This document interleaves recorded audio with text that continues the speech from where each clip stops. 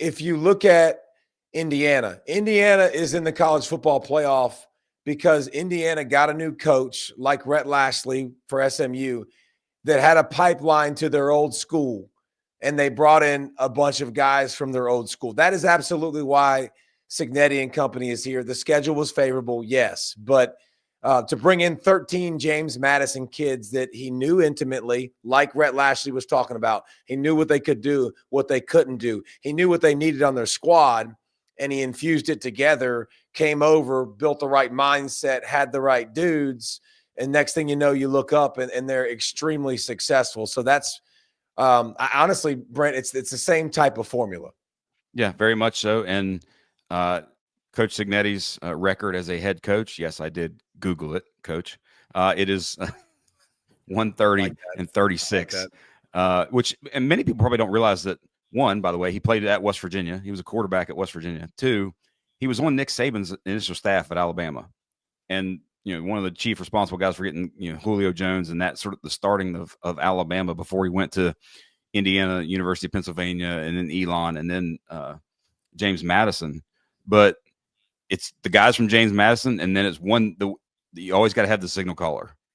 Getting Curtis Rourke from Ohio, who played, over 2,000 snaps already. And had over 1,000, almost 1,000 dropbacks already. That kind of makes it. And Brent, you just nailed the biggest point of Cignetti, and he said this. This was his big, he wasn't going after blue chip guys. Like they weren't going after the same guys that a lot of these major programs are going after. He said, I wanted guys with multiple years of experience because when you've played for several years, you play faster. You're faster than you are. Mm-hmm. You've seen it. You've done it. You know what it looks like. So that was a big deal because when he got the job, he had 19 players in the portal. Like he had 13 starters in the portal. And they had 30 transfers and 54 newcomers to Indiana. But guess what they had in common? You talked about Rourke, MAC Player of the Year. Leading wide receiver, Elijah Surratt. Where's he from? Yep. James Madison. James Madison, transfer. Leading running back, Justice Ellison. Where's he from? Wake Forest. Wake Forest. I wrote all this stuff down, so if you want to ask me all of them, I got them. Well, good. You got it all. How about the best quarterback, D'Angelo Pons? He was also a James Madison guy. A freshman All-American at James Madison. Like he knew exactly what he was. Their best D lineman, Mikhail Kamara, number 6, who's an absolute freak animal, led the Big Ten in sacks. Well, at JMU, he had 7.5 sacks. He knew exactly what he was getting. So now here's the thing moving forward, Brent. I'll ask you this. Rhett Lashlee said something low-key that was really, really important that I don't think a lot of people picked up on that you need to make sure you listen to. He said, we knew what kind of guy they were. That's transfer portal. You don't know those kids all the time, and you don't know why they went in the transfer portal. But if you know what kind of kid they are, you know what kind of heart they have, you know what kind of work ethic they have, you're way more likely to succeed. So you're not going to have that at JMU anymore. You're not going to have that at Miami. The years go by and the relationships. So FSU comes to mind, like 1 year away from that. So is this a sustainable model, or do you think high school recruiting still has to be the main model? It has to be. But it also, if you get the right quarterback, like that kind of solves, coach and quarterback kind of solves a lot of those problems.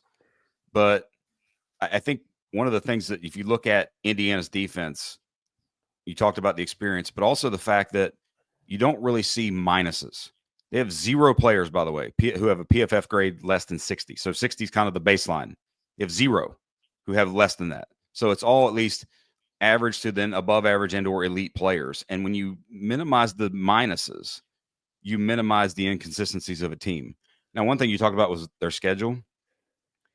I think this is something that conferences are going to have to do because in actuality, they played what could have been a good schedule because you had Michigan, you had Washington, you had the 2 teams that were in the national championship game a year ago, but they fell off the cliff from there. So I think conferences are going to have to, much like the NFL, give you a first place schedule or a last place type schedule thing year in, year out, where that changes. I think that could be something that you see moving forward. Yeah, and when you watch Indiana, when they play on schedule, like they're really good, and their system is good, their players are good. The upper elite players they don't have, and that's probably the thing that will be interesting to watch against Notre Dame. Do they get beat up? Do they get exposed, or can they stay in rhythm and stay on schedule? Because when they stay in rhythm, and listen, plus 15 on the turnover margin, number one in the country, like that's. That's not a surprise. It's one of the best, and there's a reason when you don't turn the football over, good things happen. But not having those minuses, I think, are right. But I still think the high school recruiting is the lifeline to your program. Those guys being able to bring them in and develop them is so huge, and it's been honestly the only way to do it. The greatest teams in all of college football had elite high school recruiting. It's just it. Like, yes, you can Google it. Like, Google it, and that was the ticket, right, Joe? But the thing is, now Lane Kiffin, came in and bought a defensive line and a defense and an O-line and some guys.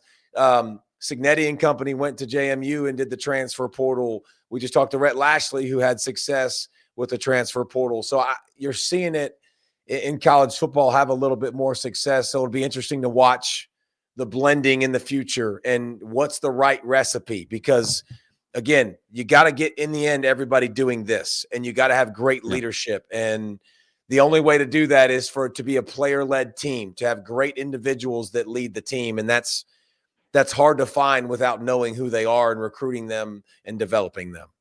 And obviously they got the national spotlight. Game one, first game of the 12-team playoff is them and Notre Dame on Friday night. So everybody's going to be watching. It's not like the next day where there's 3 in a row and it's a Saturday and people might come in and out or something like that. No, it's Friday night. Everybody's going to be tuned in for that one, because they still, at least for the most part, slowed Ohio State's running game in the one loss. Notre Dame is obviously a run-heavy team. Isn't it fair to say that everybody slowed Ohio State's running game? I mean, pretty much.